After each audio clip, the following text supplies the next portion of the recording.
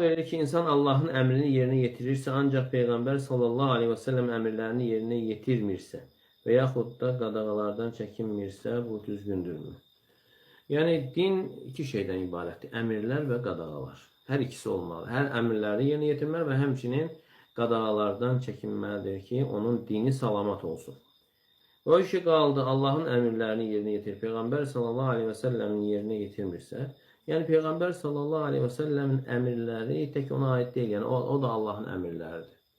Yani Peygamber sallallahu aleyhi ve sellem ne buyurubsa Allah Teala'nın buyurduğunu buyurur. Özünden hiç ne danışmır Allah Resulü sallallahu aleyhi ve sellem. وَمَا يَنْطِقُ عَنِ الْهَوَى اِنْ هُوَ اِلَّا وَحْيُ يُوحَى. O öz kefinden danışmır. Onun danıştığı yalnız ona olunan vehiydir.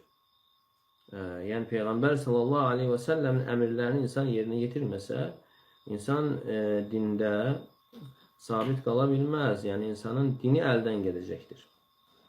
Yani hadislere Peygamber sallallahu aleyhi ve sellem emirlerine yani mehel koymadan insan bidat demek günah sayılır mı? Çekinmirsə.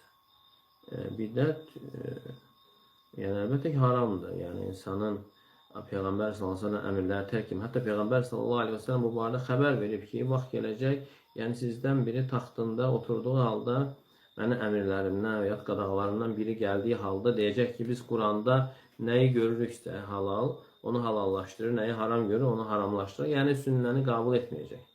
Yani Peygamber sallallahu aleyhi ve sellem bunu kıyametin əlamətləri kimi artık əvvəlcədən xəbər vermişdi. Yani böyle insanlar yani olacaktır. Onlar da azmış, azgın bir insanlardır.